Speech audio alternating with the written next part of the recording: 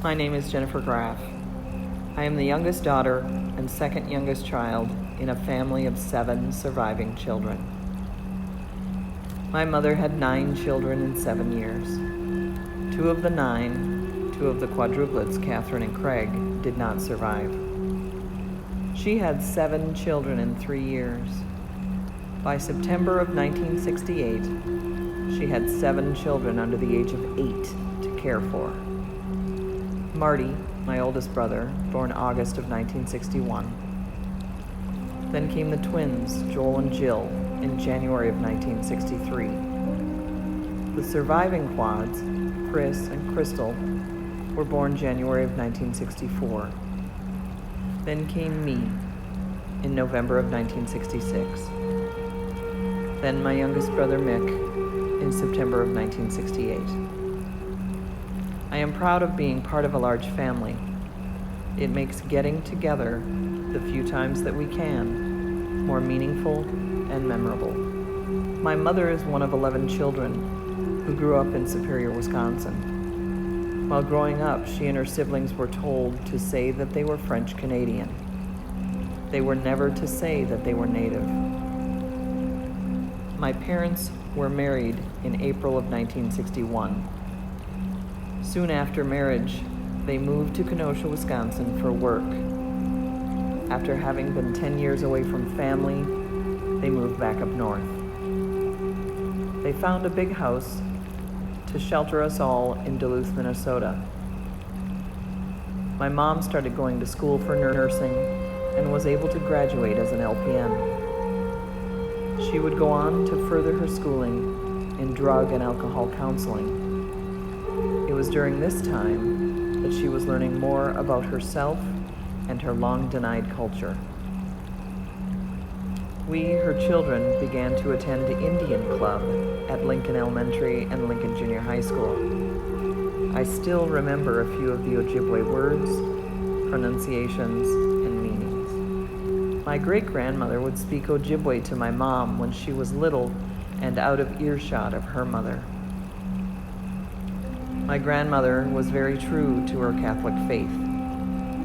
She told her mother, "Never speak that language in my house," which left an impression on my mother, who witnessed it.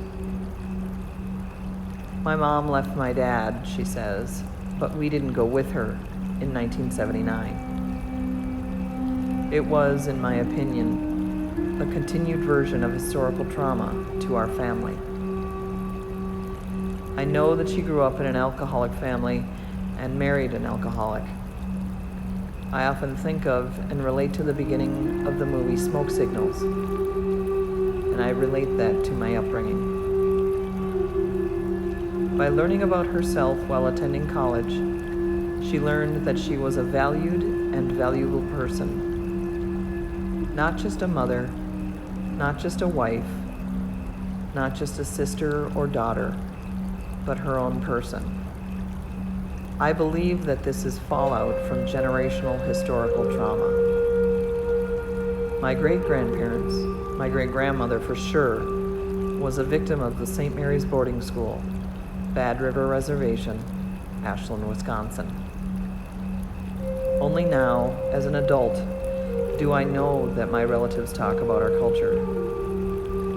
My mother moved back to the Duluth Superior area after longtime partner John Losh walked on. Since she has been back and living on the Fond du Lac Reservation, all of her 10 still living siblings, children, and many nieces and nephews, as well as her grandchildren and now great-grandchildren, are what take up her time. That is, when she isn't exercising every other day or sitting on the many boards that she is involved with: adoption, school board, elder concerns, clinic board, and Indian legal, to name a few. I feel that with the colonial upbringing that I had and the lifelong interest in Native culture that I was robbed of, knowing that I and subsequently my child are more victims of the continued historical trauma that Natives are perpetually living with and learning to breathe without the spiked collar of manifest destiny choking out Native existence.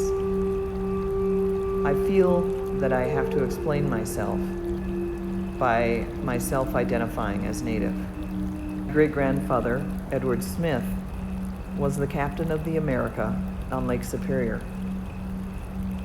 The America was the only way to get mail, supplies, passengers, and the like to the north and south shores of Lake Superior when there were no roads to do so. Even after there were roads, the America was the fastest way to get mail and supplies.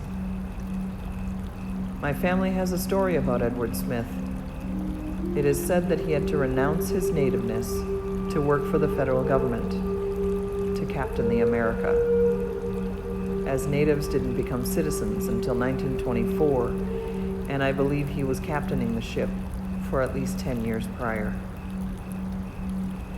Due to that story, my grandmother, her children, including my mother and her siblings, me and my siblings and cousins, as well as my child, nieces and nephews and so on, would only be able to use the lineage of our maternal line for cultural identity. This, in effect, is the eradication of Native peoples. Once my mother walks on, my siblings and I will have no direct blood connection to any affiliated band of Ojibwe. My mother has given us the label of throwaway children due to the BIA regulations imposed on the Anishinaabe. In that same vein, my great-grandfather was given his 80 acres with a document signed by then-President Grover Cleveland in 1893. But due to having to renounce his native status, again to work for the federal government, his ownership was revoked. This domino effect is long and far-reaching. I have attended powwows, which are always a teaching and learning moment. My mother has more of a learn-as-you-go philosophy regarding our culture, but if she is asked, she will impart her knowledge freely. She says to those of us who have not been able to see the monument of Crazy Horse that we should go. This, along with a Sundance, will be a spiritual journey for me. I feel as though I need to be a part of this particular celebration. Duluth, Minnesota is where I first learned about my culture. In small ways, we were shown things when we gathered with our relatives, which was often, or went out in the woods with uncles and grandpa, in the way we honored a member who passed, or the birth of a newborn, even with graduations and military enlistments. My culture was beginning to show itself to me. Minneapolis, Minnesota is where I now reside and have done so since the birth of my son 30 years ago. While here, I have improved upon the ability to learn more about my culture, and in the process have been able to share these moments with my child and will his as yet unborn children. It is this purpose, in part, as to why I'm eager to be a part of sharing my story. Being an oral culture, it is easy to hear the stories of our ancestors and enjoy the gatherings to do so. But this project has created the ability to preserve and perhaps maintain the ideology of it at the same time.